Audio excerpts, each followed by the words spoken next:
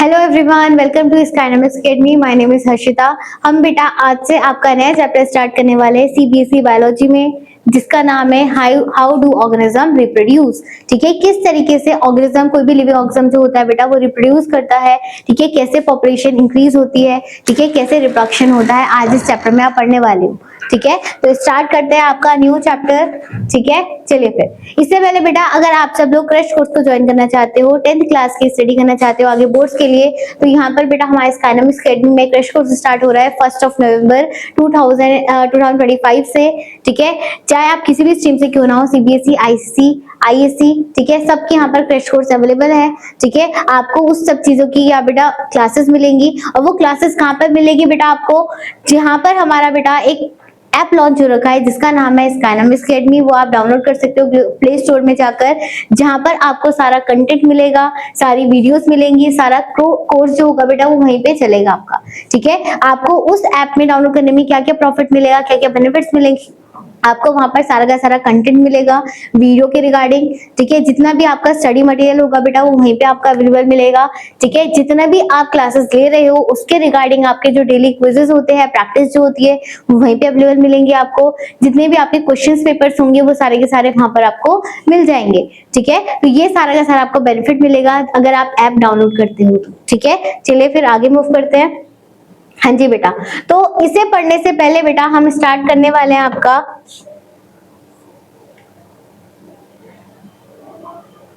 ठीक है, रिप्रोडक्शन क्या होता है। व्हाट इज रिप्रोडक्शन बेटा? रिप्रोडक्शन का मतलब होता है कोई भी एक लिविंग ऑर्गेनिज्म है, ठीक है, उस लिविंग ऑर्गेनिज्म को किस तरीके से वो न्यू इंडिविजुअल का फॉर्मेशन करेगा, कैसे उसका रिप्रोड्यूस होगा, मल्टीप्लिकेशन होगा, उसे हम क्या बोलते हैं बेटा? रिप्रोडक्शन बोलते हैं। किसी भी न्यू इंडिविजुअल का फॉर्मेशन करना, ठीक है, उसे हम क्या बोलते हैं? रिप्रोडक्शन बोलते हैं, चाहे वो कोई भी लिविंग ऑर्गेनिज्म क्यों ना हो। ठीक है, तो सिंपली डेफिनेशन क्या होगी? रिप्रोडक्शन क्या होता है बेटा? एक बायोलॉजिकल प्रोसेस होता है जो कि आपके सारे लिविंग ऑर्गेनिज्म में होता है। बट जो बेटा आपका रिप्रोडक्शन होता है ना, ये जरूरी नहीं है कि आपका एसेंशियल पार्ट हो, एसेंशियल कैरेक्टरिस्टिक्स हो, ये जरूरी नहीं है। ठीक है, ये डिपेंड करता है बेटा कि कौन सा एक ऐसा लिविंग ऑर्गेनिज्म होता है जो कि आपका एसेंशियल फीचर वो फॉलो करता है। ठीक है, हम ये नहीं बोल सकते कि आपका डेफिनेट फीचर है, ठीक है, रिप्रोडक्शन का, बट ये इंपॉर्टेंट रोल प्ले करता है ताकि आपकी क्या हो बेटा, आगे रिप्रोडक्शन साइकिल बढ़े, ठीक है, इवोल्यूशन हो, आपका रिप्रोडक्शन आगे फॉर्मेशन हो। ठीक है, तो ये एक बायोलॉजिकल प्रोसेस है जहां पर आपका बेटा कोई भी एग्जिस्टिंग ऑर्गेनिज्म जो होगा वो प्रोड्यूस करेगा न्यू ऑर्गेनिज्म को, जेनेटिक वेरिएशन आएगा, जेनेटिक का डेवलपमेंट होगा, मेटाबॉलिज्म चेंज होगा, ये सारी की सारी चीजें चेंजेस होती है बेटा किसी भी नए इंडिविजुअल का फॉर्मेशन का, वो किसके थ्रू होता है? रिप्रोडक्शन के थ्रू होता है।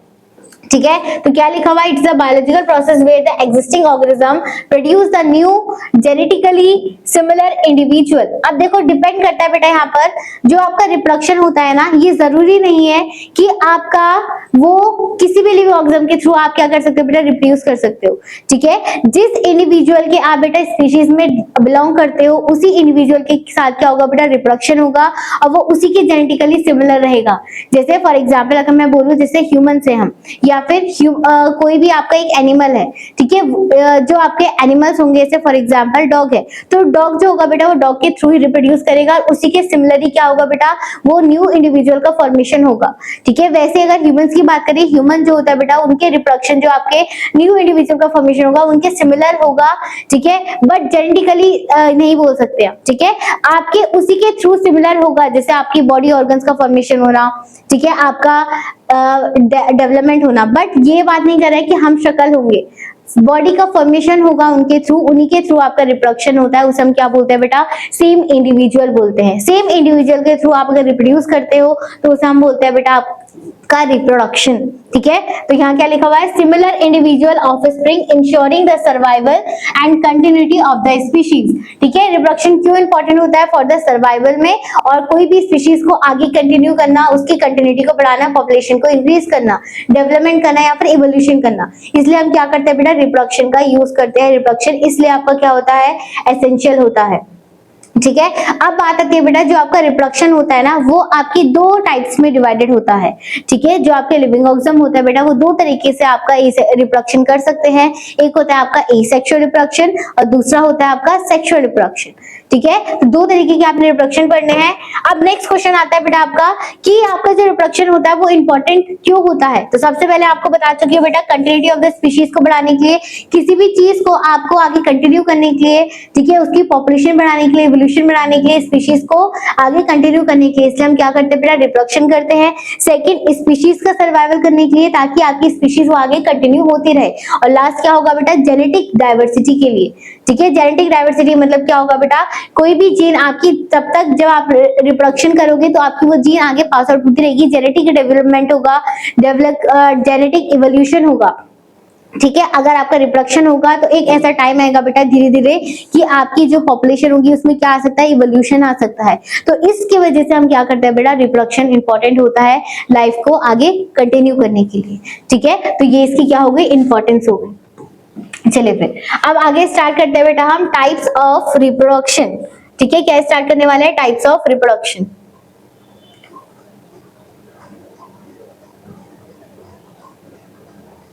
चलिए फिर स्टार्ट करते हैं टाइप्स ऑफ रिप्रोडक्शन। इससे पहले बेटा जो आपका रिप्रोडक्शन होता है इसके एडवांटेजेस क्या होंगे, अगेन वही सिमिलर होंगे, कंटिन्यूटी ऑफ द स्पीशीज को बढ़ाने के लिए, जेनेटिक डाइवर्सिटी बढ़ाने के लिए, ठीक है, और किसी भी चीज को नई चीज को क्रिएट करने के लिए, नई वेरिएशन लाने के लिए।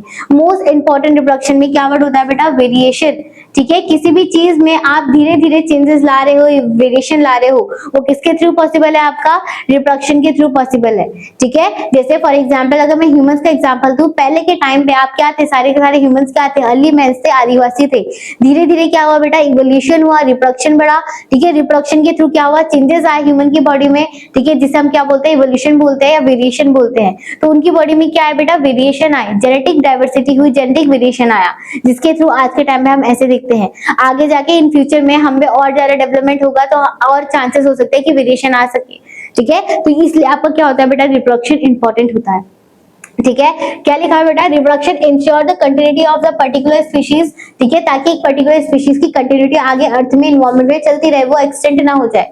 ठीक है, second create the genetic variation लाने के लिए ताकि कोई भी स्पीशीज स्टेबल फॉर्मेशन हो सके। और लास्ट क्या होगा बेटा कोई भी इवोल्यूशन करने के लिए, स्पीशीज को बढ़ाने के लिए, उसकी हेल्प करने के लिए, इवोल्यूशन करने के लिए। तो ये सारे क्या होते हैं बेटा इंपॉर्टेंस होते हैं। ठीक है, देखो ये हो रहा है तुम्हारा ह्यूमंस का इवोल्यूशन। ठीक है, चलिए अब स्टार्ट करते हैं बेटा हम टाइप्स ऑफ रिप्रोडक्शन। ठीक है, they are the two types of reproduction होता है बेटा एसेक्सुअल एंड सेक्सुअल रिप्रोडक्शन। सबसे पहले हम स्टार्ट करते हैं बेटा एसेक्सुअल रिप्रोडक्शन। जो बेटा आपका एसेक्सुअल रिप्रोडक्शन होता है ना, एसेक्सुअल रिप्रोडक्शन का मतलब होता है कोई भी जो रिप्रोडक्शन कर रहा है लिविंग ऑर्गेनिज्म उसमें आपका सिंगल पेरेंट के थ्रू कोई न्यू इंडिविजुअल का फॉर्मेशन हो रहा है, उसे हम क्या बोलते हैं एसेक्सुअल रिप्रोडक्शन बोलते हैं। यहाँ पर आपको बोथ पेरेंट की जरूरत नहीं पड़ती, यहाँ पर सिंगल पेरेंट के थ्रू क्या हो रहा है बेटा न्यू इंडिविजुअल का फॉर्मेशन हो जाता है, उसे हम बोलते हैं एसेक्सुअल रिप्रोडक्शन। ठीक है, और दूसरा टाइप है आपका सेक्सुअल रिप्रोडक्शन जिसमें आपको अपोजिट सेक्स पार्टनर की जरूरत पड़ती है। यहाँ पर आपके दोनों पेरेंट की जरूरत पड़ेगी मेल एंड फीमेल की, तब जाके बेटा क्या होगा रिप्रोडक्शन होगा, उसे हम क्या बोलते हैं सेक्सुअल रिप्रोडक्शन बोलते हैं।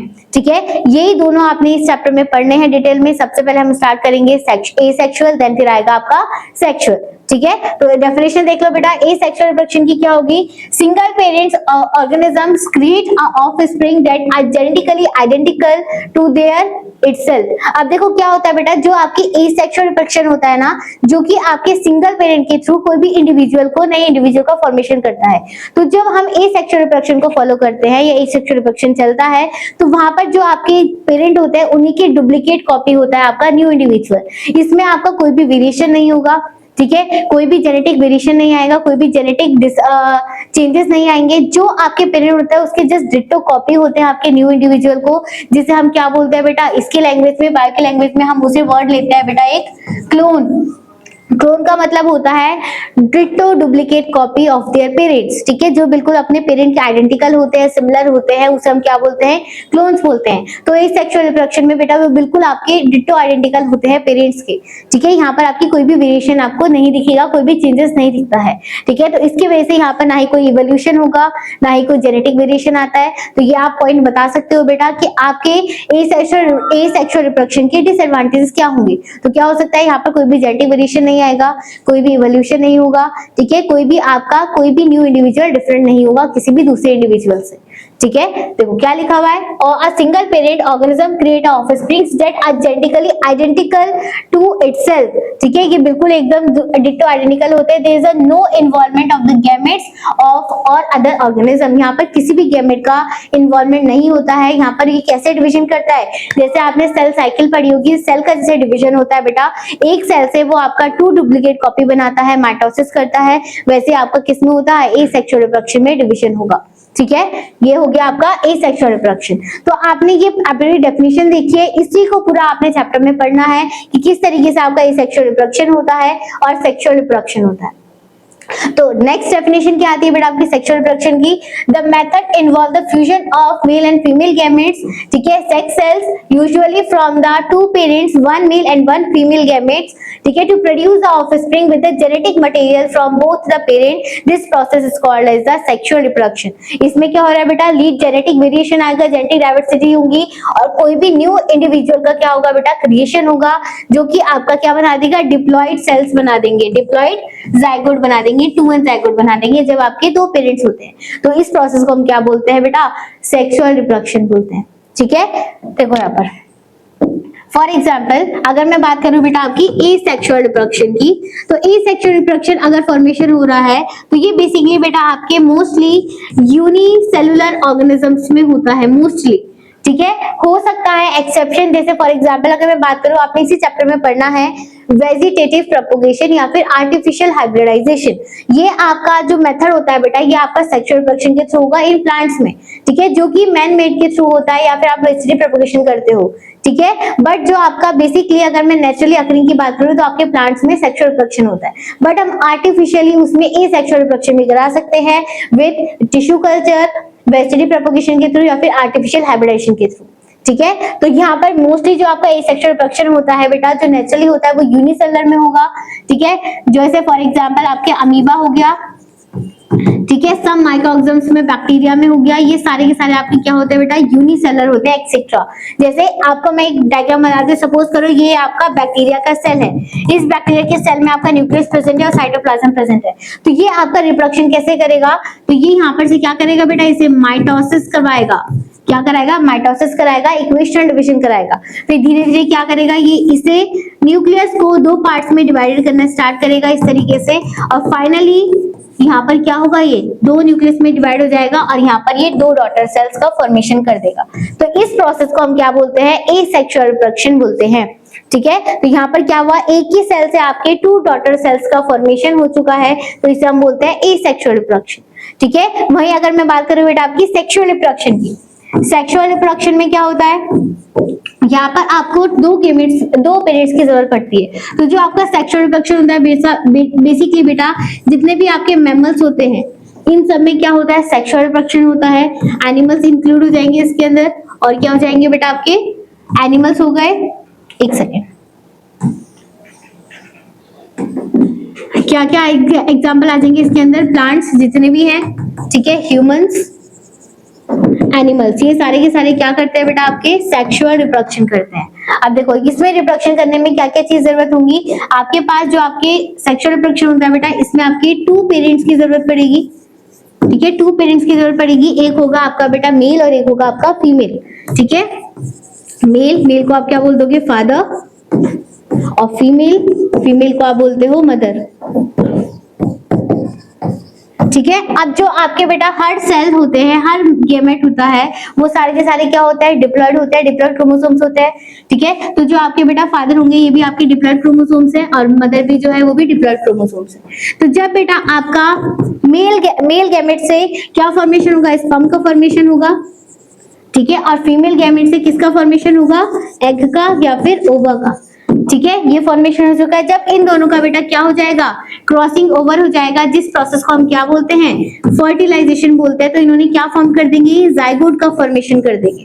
क्या बना देंगे, ये जाइगोट बना देंगे। अब ये जाइगोट कैसे बना, देखो यहाँ पर जो आपका मेल फादर थे उनके पास 2n नंबर ऑफ क्रोमोसोम्स है, तो जब आपके गैमेट बनता है बेटा, इसकी प्लॉइडी लेवल होती है n, ठीक है, दोनों गैमेट्स की प्लॉइडी लेवल क्या होती है, n होती है। किसके थ्रू, मियोसिस प्रोसेस के थ्रू। जो आपका बेटा सेक्सुअल रिप्रोडक्शन होता है, इसमें जो आपका सेल डिवीजन होता है, याद रखना ये कौन सा होगा, मियोसिस डिवीजन होगा। ठीक है, तो जब आपका मियोसिस होगा बेटा, दोनों के पास से n नंबर ऑफ क्रोमोसोम आएंगे, तो आपका जाइगोट क्या बन जाएगा, फिर 2n नंबर ऑफ क्रोमोसोम बन जाएगा। तो इस प्रोसेस के थ्रू आपकी क्या होती है, सेक्सुअल रिप्रोडक्शन होती है। यहाँ पर आपके 2 पेरेंट्स की जरूरत पड़ती है। ठीक है, तो इस प्रोसेस को हम बोलते हैं सेक्सुअल रिप्रोडक्शन। ठीक है, तो ये चीज आपने पढ़नी है इस चैप्टर में।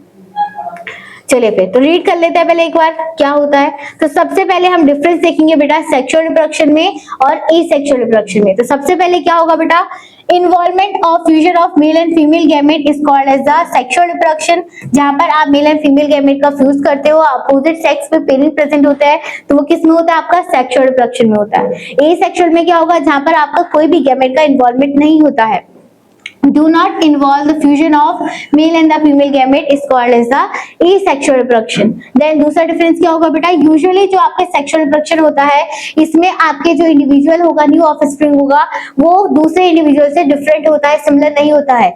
जो आपका बेटा सेक्सुअल रिप्रोडक्शन होता है ना, वो आपके पेरेंट्स से डिफरेंट रहता है, डुप्लीकेट कॉपी नहीं होती है।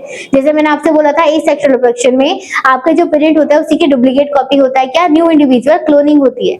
बट आपका जो एसेक्सुअल रिप्रोडक्शन होता है बेटा, ये बिल्कुल डिफरेंट होता है। इसका जो न्यू इंडिविजुअल बनेगा वो आपके पेरेंट्स से क्या होगा बेटा, थोड़ा बहुत सिमिलर होगा, बट बिल्कुल डिफरेंट फॉर्मेशन होगा। उसकी जेनेटिक मटेरियल दूसरा होगा, उसका फीचर अलग होगा, सब चीज क्या होगी, डिफरेंट होगी।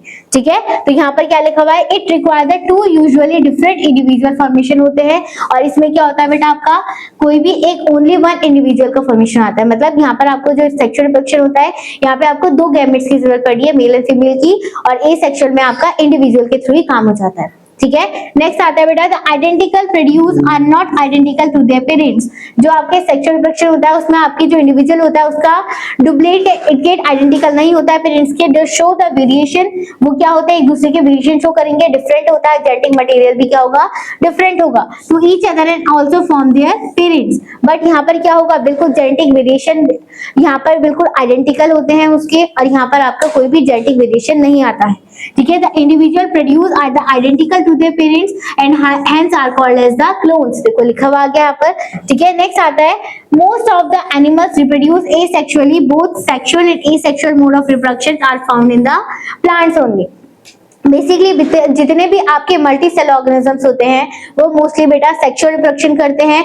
बट जो आपके प्लांट्स होते हैं बेटा, ये दोनों तरीके की आपका रिप्रोडक्शन करवा सकते हैं हम, सेक्सुअल भी और एसेक्सुअल भी, जो कि हम इस चैप्टर में पढ़ने वाले हैं। और मैं आपको बता चुकी हूँ किसके थ्रू आप एसेक्सुअल करवा सकते हो, वेजिटेटिव प्रोपगेशन के थ्रू, टिश्यू कल्चर के थ्रू, या फिर आप बोल सकते हो आर्टिफिशियल हाइब्रिडाइजेशन के थ्रू। ठीक है, बट जो आपका एसेक्सुअल रिप्रोडक्शन होता है बेटा, ये आपका किस में होता है, मोस्टली आपके यूनिसेलुलर सब में होगा।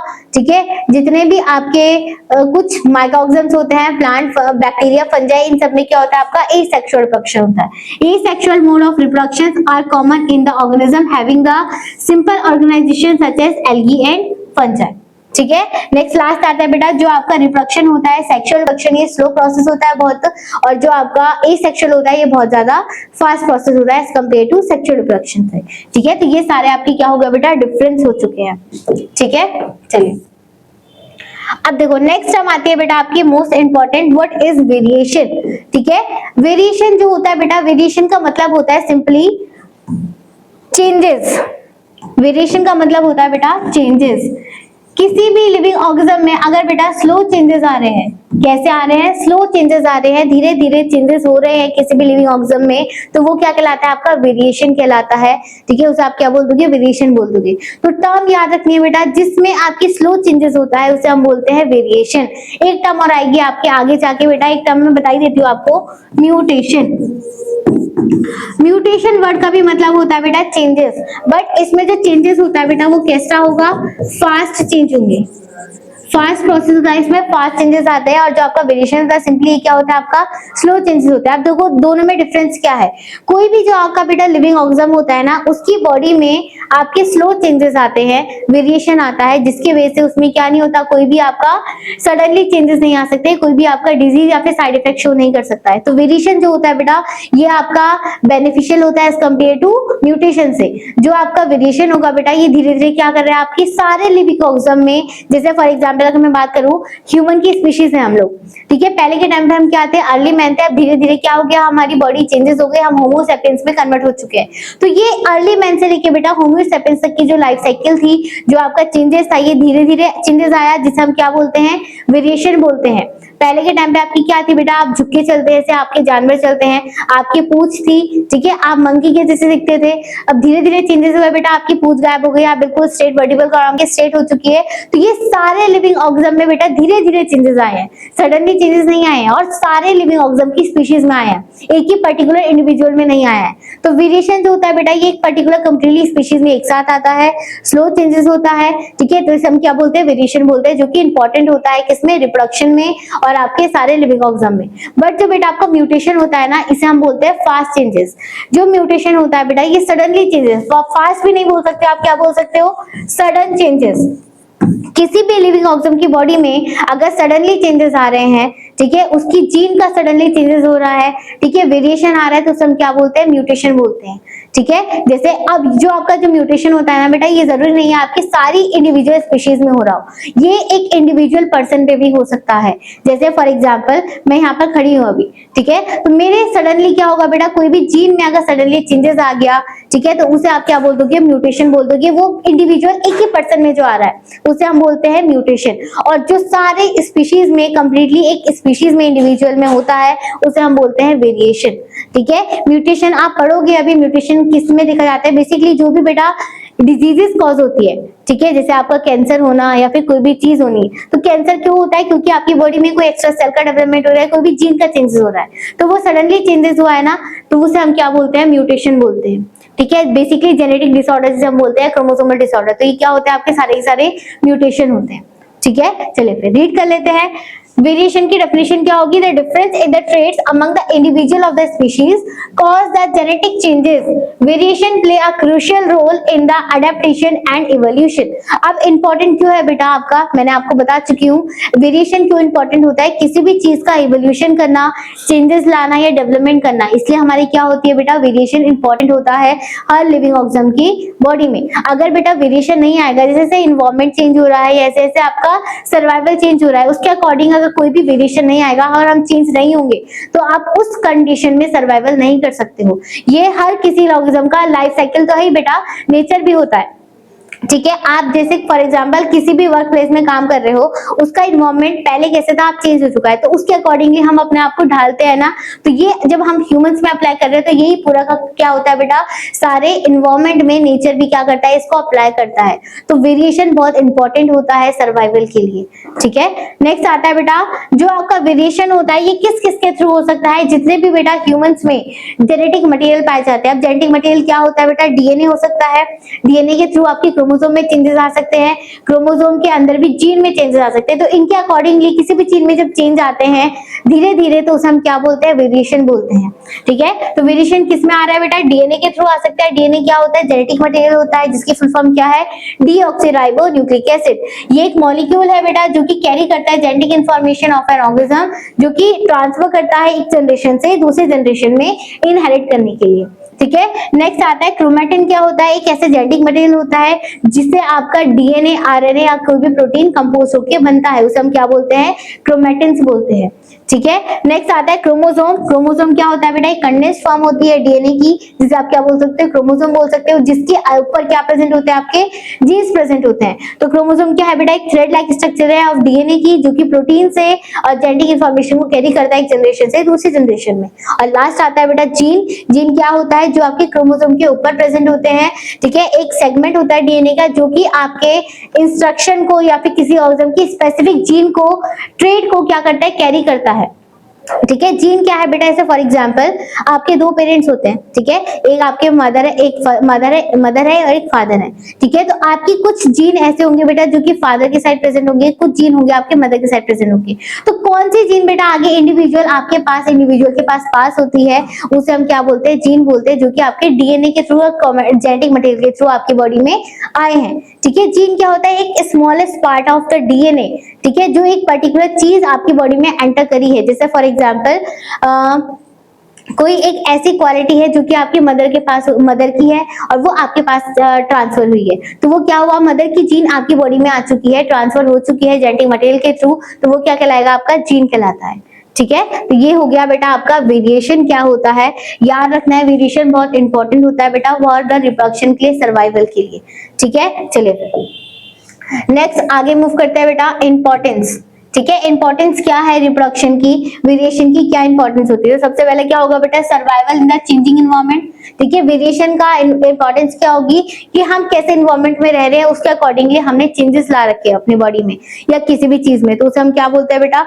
वेरिएशन बोलते हैं। तो क्या होगा, variation help the species to adapt the environment changes, increasing their chance of the survival, ताकि वो एनवायरनमेंट के थ्रू क्या कर सके बेटा, सर्वाइवल कर सके, ठीक है। किस तरीके से, जैसे फॉर एग्जांपल अगर मैं बात करूं बेटा, आपको सबको पता है कि आपका कोई भी एक ऐसा लिविंग ऑर्गेनिज्म होता है जो कि हर किसी का बेटा एक सूटेबल क्या होता है बेटा, टेम्परेचर होता है, सूटेबल एनवायरनमेंट होता है, वो वहीं पे सर्वाइव कर सकता है।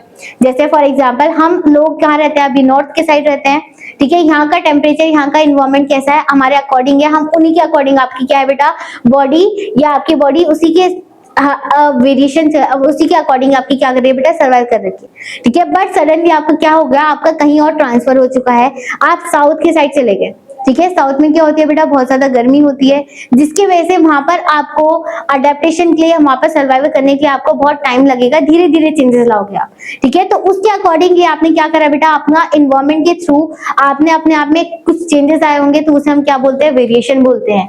जैसा इन्वायरमेंट होता है, जैसा आपका बेटा काम करने का तरीका होता है, उसके थ्रू आप क्या कर रहे हो, चेंजेस ला रहे हो हर चीज में, हर वेरिएशन में, तो उसे हम क्या बोलते हैं, वेरिएशन बोलते हैं, ठीक है। तो ये हो गया आपका क्या, survival in the changing environment. Then आता है basic of the evolution. Variation क्यों इंपॉर्टेंट होता है, फॉर द इवोल्यूशन के लिए, क्या कि आपके पूरे का पूरा इवोल्यूशन हो चुकी है लिविंग ऑर्गेनिज्म में, एक स्पीशीज में कंटिन्यूटी, ठीक है। तो beneficial variation accommodate over the generation leading to the evolution of the new species, ताकि आपकी एक न्यू स्पीशीज का डेवलपमेंट हो सके, ठीक है, उसमें कुछ चेंजेस आ सके, वेरिएशन आ सके, उसे हम क्या बोलते हैं, वेरिएशन बोलते हैं।